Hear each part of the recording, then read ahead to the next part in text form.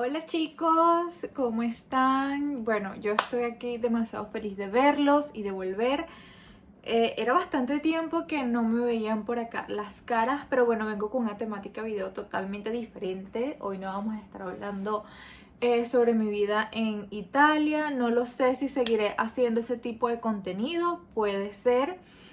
Pero igualmente si quieren ver distinto contenido me pueden buscar en TikTok, que le voy a estar dejando por acá obviamente todo en la cajita de información, en Instagram también. En cada una de mis plataformas hago totalmente diferente o hago contenido totalmente diferente. Digamos que en Instagram es un poquito más como que vlogs personal, en TikTok es un poquito más de moda, maquillaje, pero en TikTok hablo en italiano. En Instagram los dos idiomas. También tengo un podcast que es muy interesante. Ese sí está en español. Y bueno, nada, obviamente los tengo acá ustedes por YouTube. Pero bueno, vamos a cambiar un poquito la dinámica y vamos a estar hablando de casos. No van a ser solo casos digamos, de policiales o de asesinatos y todo este tipo de cosas, sino también van a ser paranormales y cosas extrañas en general. Y bueno, nada, comenzamos con este caso que es bastante interesante. Esto sucedió aquí en Italia, en Roma. No crean que porque estamos en Europa no suceden cosas extrañas. Creo que aquí me he enterado de algunos casos bastante extraños y por esa razón quería pues hablarles y comentarles. Obviamente me he informado porque este tipo de cosas a mí me encanta. Yo soy más por lo paranormal que por lo, digamos, asesinos seriales y todo este tipo de cosas, pero también me gusta. Ok, y para entrar un poquito más en contexto, esto sucedió el 9, para ser precisos también, esto sucedió el 9 de mayo de 1997 en la Universidad La Sapienza en Roma, acá en Italia, obviamente. Y por eso fue un caso muy, digamos que mediático. Mediático quiere decir cuando la prensa está muy metida en lo que es la historia, ¿no? Entonces obviamente también fue algo muy impactante porque fue dentro de una universidad y esto de verdad que a mí me dejó perpleja. Ok, bueno, la víctima se llamaba Marta Russo. Ella era una estudiante de jurisprudencia. Jurisprudencia es, ok, la jurisprudencia es como derecho, ok, es básicamente derecho. Ella era una estudiante de derechos, tenía 22 años de edad y vivía en Roma. Ok, Marta de niña era, digamos que era una niña muy activa, le gustaba practicar varios deportes, hacía danza y uno también de sus deportes favoritos era la esquimia. ¿Saben? Ese como con el que obviamente le va a estar apareciendo una foto. Su papá era un enseñante de estos deportes y su mamá era simplemente una casalinga.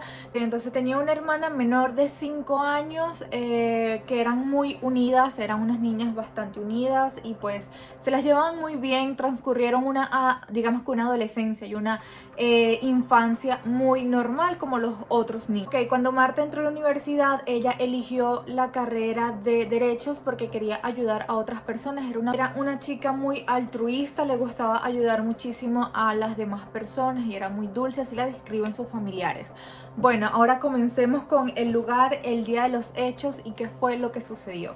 Ok, el día 9 de mayo de 1997 a las 11:42, Marta Russo estaba caminando con una amiga por las instalaciones de la Universidad La Sapienza, específicamente digamos que entre las sedes de filosofía y jurisprudencia, que sería derecho. Su amiga y los testigos declaran que era un día normal como cualquier otro. Solo que cuando estaban caminando, esto lo dice su amiga, porque obviamente a ella la tuvieron que tomar las declaraciones y ella dice que ella estaba caminando con Marta, estaban hablando de cosas totalmente normales de cualquier adolescente y de repente siente como un ruido muy fuerte. Y cuando ella se voltea, no ve a su amiga, pero ella sabe, o sea, ella siente que fue un disparo. Cuando ella se voltea, no ve a su amiga y luego ve hacia el suelo y estaba Marta en el piso. Ella comenzó a gritar desesperadamente por su amiga y corrió por el miedo porque no entendía qué estaba sucediendo. O sea, estamos en una universidad, no es normal que este tipo de cosas sucedan. Entonces, obviamente la chica estaba muy asustada y salió corriendo gritando, ella gritaba algo. Otro de los testigos era un profesor que él dice que oía a esta chica gritar, pero él no entendía lo que intentaba decir la chica. Y la persona que estaba al lado del profesor era otra enseñante, o sea, otra profesora, que ella oyó claramente que la chica decía: disparo, ayuden, disparo. Hay un registro de la llamada policial cuando la enseñante llama a la policía al 911 para pedir ayuda en una ambulancia, y ella dice que por favor vayan a la universidad, que una chica está en el piso y que dice le han disparado. El tipo de la policía se queda de verdad muy impresionado por esto, porque dice: ¿cómo que les dispararon? ¿Qué le pasó? O sea, no lo podía entender, estaba como algo que no podía creer. Entonces el de la policía le dice que espere un momento, que está llegando la ambulancia. Cuando llaman a los padres de Marta, a ellos no les dicen, no les especifican qué fue lo que pasó con su hija. Simplemente los llaman y le dicen que su hija se sintió mal y que la llevaron al hospital. Cuando los padres llegan, pues ellos no esperan que su hija esté en terapia intensiva por culpa de un disparo. Obviamente los padres se quedaron muy chocados por todo lo que estaba sucediendo, ya que cuando los llaman no le dan ninguna información, le dicen simplemente que su hija se había sentido mal y que fueran al hospital. Cuando llegan, pues su hija estaba debatiéndose contra la vida y la muerte. En una la logran, digamos que restablecer, pero obviamente solo sus signos vitales. O sea, ella estaba muy mal porque el disparo le entró por acá y pues le salió, no sé si fue por la oreja o de aquí atrás, y pues obviamente fue en la cabeza, y era bastante difícil que la chica se recuperara. La mamá le pregunta al doctor que si su hija se va a recuperar, y el doctor le dice pues que neurológicamente ella estaba muerta, que solo un milagro podía despertar a la chica. 5 días después, el 13 de mayo a las 10 de la noche, Marta fallece. Ok, muere la chica, y esto fue un acontecimiento muy grande porque obviamente esto salió en los periódicos, en todos lados. A la muchacha le hicieron un velorio gigantesco donde se reunieron millones y millones de, bueno, no millones, o sea, miles de personas, porque eran muchísimos de la universidad, familiares y conocidos, e hicieron hasta una protesta por lo que había sucedido. Aquí es cuando comienza toda la indagine, o digamos que todo el indagar, la policía, ¿no? Los detectives, y es cuando todo se torna muy extraño. Una de las primeras, digamos que una de las primeras cosas que ellos debían determinar era de dónde había disparado esta persona, de dónde había salido este disparo. Así que comienzan a revisar todos los salones y todas las instalaciones alrededor. Antes de que se dieran cuenta de dónde salió el disparo, surgieron muchísimas teorías. Y la teoría número 1 era por la particularidad del delito y por el aniversario de la muerte de un ex político llamado Aldo Moro, de la Brigada Roja, y otra persona llamada Pepino, que también fue asesinado por la mafia. Estas personas eran, digamos que, asociadas a la política, llamada la Brigada Roja, algo así. Y esto sucedió el 9 de mayo de 1978. También en esa época había muerto una otra estudiante víctima de una bala vagante, o sea, una bala perdida. Entonces esta fue la primera teoría, pero rápidamente la descartaron porque las chicas no tenían absolutamente nada que ver con todo esto de la política, ni mucho menos. Otra de las hipótesis obviamente ligada a esta es que podía haber sido un terrorismo político por todo esto, lo que les había contado, que esto sucedió en los años 70, de estos políticos que habían matado y de la chica que también habían asesinado en esta manifestación, porque la chica había muerto en una manifestación por un disparo perdido. Pero todas estas teorías obviamente las tumbaron muy rápido. Okay, uno de los datos que ellos logran recaudar de la escena del crimen es que el arma era de un calibre 22 y era o sea, la usaban para cazar. Entonces esto era un dato muy importante porque era un arma de caza. Ok, una de las primeras cosas que ellos hicieron fue determinar cuántas personas podían tener digamos que una licencia para portar armas, ya que acá en Italia no es como en Estados Unidos, que todos pueden tener un arma en su casa.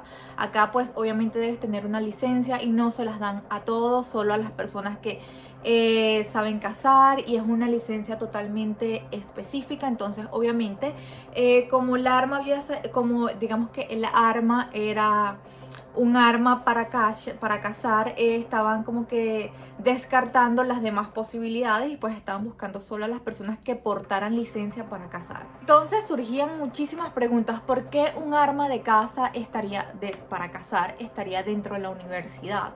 Se dieron cuenta que en la universidad las personas que digamos que se encargaban del aseo o de la limpieza portaban armas para la casa, y ellos pues practicaban, como la universidad era muy grande, practicaban en las áreas digamos que grandes o de bosques cerca de la universidad. Rápidamente se dieron cuenta de que pues obviamente estas personas fueron los primeros sospechosos, pero lo descartaron rápidamente porque todos tenían una coartada, y pues también les hicieron como que ¿sabes? La prueba esta para la pólvora, y pues no se consiguieron trachas, y todas las armas que estaban allí pues obviamente tampoco tenían nada que ver. Ok, para los peritos, digamos para los investigadores, el disparo solo podía haber salido del Instituto de Filosofía. Al final los policías lo que tuvieron que hacer fue comenzar a trabajar rápidamente con lo que tenían, y era el área en donde había sucedido este asesinato. Entonces comenzaron a entrar a cada uno de los departamentos que estaban alrededor, como el de filosofía, el de jurisprudencia, que era el de justicia, creo que es el de derechos, disculpen. Y pues comenzaron a revisar todas las ventanas, descartaron las ventanas que estaban bloqueadas o las ventanas que no daban con el punto exacto donde había sucedido esto. Al final solo quedaba una sola aula, que era el aula 5 en la torre de filosofía. Allí hicieron incluso una cosa súper rara, porque colocaron con un hilo, lo tracharon, lo midieron para ver si era posible, y también hicieron en esa aula lo que fue la prueba de la pólvora, y pues allí consiguieron trachas de pólvora. Discúlpenme, pero es que me tengo que hidratar. Mientras los detectives estaban allí, digamos que indagando el aula, porque ya sabían que era esa aula en específico, no entendían qué estaba pasando exactamente, y se dieron cuenta que había un celular o un teléfono dentro de esa aula. Entonces a ellos les pareció muy extraño, y se llevaron el teléfono para poder ver si había salido alguna llamada, ¿sabes? Para saber si habían llamado a alguien en las últimas horas o minutos. Y se dieron cuenta de que sí, de que ese celular había sido usado justamente después, unos minutos o media hora después del asesinato de Marta. Se dieron cuenta que ese número había llamado a un otro número de celular, al cual ellos obviamente rastrearon la llamada, y se dieron cuenta de que esta llamada la hizo una enseñante, o sea, una profesora del instituto. Obviamente a la profesora la llamaron inmediatamente para hacerle preguntas, y ella dijo que no había visto a nadie, que no se acordaba de absolutamente nadie. Estaba muy nerviosa, y obviamente le dijeron: sí, pero si tú no viste a nadie, ¿por qué llamaste? Entonces digamos que tenían como que esa prueba de que ella había llamado a alguien, y pues ella dijo que sí, que evidentemente había llamado a su padre, porque su papá era otro enseñante de allí, pero que no había visto nada, fue lo que dijo inicialmente. Después, milagrosamente, a la tipa, que esto no lo entendí, o sea, y como que nunca lo especificaron, no conseguí ninguna información del por qué la tipa había dicho que no había visto a nadie, pero después dijo que sí, que había visto a dos enseñantes que había visto a dos enseñantes en el aula, y los sospechosos iniciales eran 4. El primero era Salvatore Ferraro, de 30 años, el segundo era el señor Giovanni Scatone, de 24 años, Francesco Liparot, y bueno, la secretaria de la universidad, que se llamaba Gabriela. Ok, aquí es cuando comienza todo el proceso del indagine, ok. Digamos que los detectives, ellos en el aula 6, disculpen, al principio dije que era la 5, pero es el aula 6, en la sede de filosofía, ellos allí habían prelevado o habían obtenido unos campeones de unas pruebas de pólvora que habían conseguido dentro del salón. Obviamente llaman a declarar a la señora o digamos que a la secretaria de la universidad, que se llama Gabriela. La llaman para que testimonie y obviamente para interrogarla, ¿no? En esta interrogación ella primeramente dice que ella no sabía absolutamente nada, que ella no se acordaba de nada, que ella no había visto nada ni a nadie en ese salón, y que ella no sabía absolutamente nada, obviamente como con algo de miedo. Después la llevan a lo que es la comisaría, y allí pues en la policía ella dice que sí los había visto y que sí estaban allí. Pero ella dice que sí los había visto y que sí estaban allí esas 3 personas. Después de eso, obviamente, interrogan a Salvatore, a Giovanni y a Francesco. Salvatore dice que Salvatore Ferraro dice que él no estaba ese día en el aula, que él no estaba en la universidad, que él a las 11:45 estaba con su hermana dándole algunas clases, y que él en ningún momento estuvo en ese horario en la universidad. El otro, que era Giovanni, también dice lo mismo, que él tampoco estaba, y pues obviamente el otro lo mismo, ninguno estaba. Al final de todo esto, obviamente ellos no tenían un arma homicida, el arma no se había conseguido por ningún lado, y obviamente le hicieron lo que era el tampone de la pólvora a todos. Y pues el único que tenía traza de pólvora era Salvatore Ferraro, que tenía en el bolso y en una chaqueta. Antes de que se me olvide, también les quería comentar que Marta Russo, ella tenía un audiolibro, un audiodiario. O sea, la chica escribía diarios y pues tenía como un audio diario donde contaba toda su vida y todas sus cosas. Entonces esto fue muy útil, porque una de las teorías cuando agarraron a estas 3 personas era que posiblemente Salvatore tenía algo escondido con Marta, o que tal vez Marta no le correspondía amorosamente y que por esta razón él decidió asesinarla. Algo que pues obviamente descartaron, porque Marta en sus audiolibros nunca hablaba de él, y pues también cuando le preguntaron a su amiga con la que ella estaba ese día, pues también dijo que no lo conocían y que pues obviamente esto no había sucedido de esa manera. Ok, comienza el proceso contra estas personas. Ellos siempre dijeron que nunca habían estado involucrados y siempre se habían declarado inocentes. Había una testigo que era una chica de la universidad, una estudiante, que ella decía que no estaban ellos allí, que la coartada que tenía Salvatore la corroboraba ella, algo que después desmintieron y se dieron cuenta de que ella los estaba encubriendo y que no era de esa manera. Así que pues eso fue lo que los hizo parecer un poco más sospechosos, porque al final ellos dieron una coartada y esta coartada nunca fue sólida. Y muchos de los testigos dicen que los vieron en la universidad en ese horario. También una de las cosas que era muy extraña es que no había un momento, o sea, no había una razón por la cual ellos o Salvatore había hecho este acto tan violento contra un estudiante. No había un momento. Entonces por eso era un poco difícil de colegar a estos en este crimen. Entonces digamos que a algunos estudiantes les hicieron algunas entrevistas la televisión, porque ustedes saben que la televisión y los periodistas están metidos en todo, y cuando se tratan de casos así como que tan impactantes, pues ellos siempre quieren como que investigar por su lado. Entonces estuvieron preguntándole a algunos estudiantes y salió como que una teoría entre ellos que decían que días antes del asesinato, pues el suplente del profesor había estado hablando, que era Salvatore, habían estado hablando de un asesinato perfecto, que el asesinato perfecto no existía y todo esto. Entonces Salvatore como que dijo que sí, que el asesinato perfecto sí existía. Entonces en los periódicos, en las noticias, en todos lados comenzaron a hablar de que el momento parte era que la razón era porque ellos querían demostrar que un asesinato perfecto existía.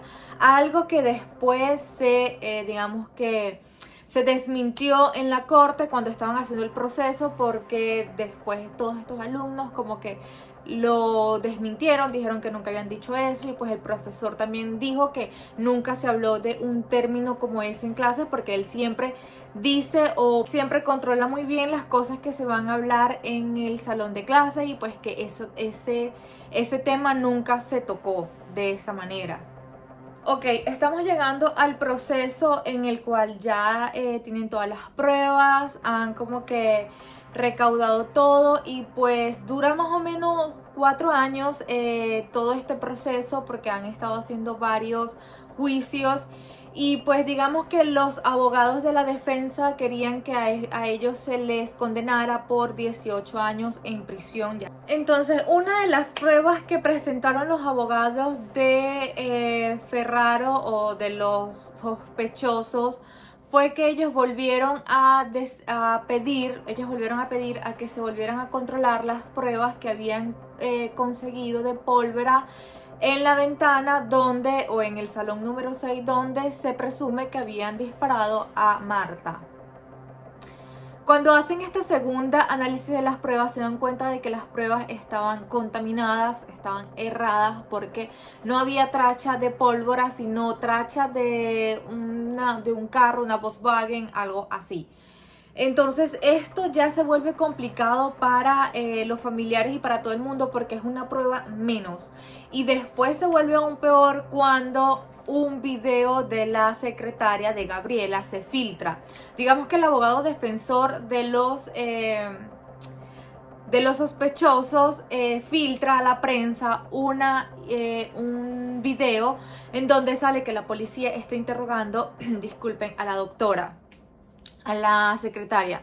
La están interrogando y le están como que gritando, entonces sale como que la están amenazando, porque se acuerdan que ella primero no se acordaba de absolutamente nada, y después va la policía y como que dice que sí, los había visto y todo esto. Entonces en este video sale que la están gritando, le están: tienes que decir la verdad, tienes que decir la verdad, tienes que decir la verdad. Entonces la están como que atosigando, la están obligando a confesar algo que ella tal vez no había visto.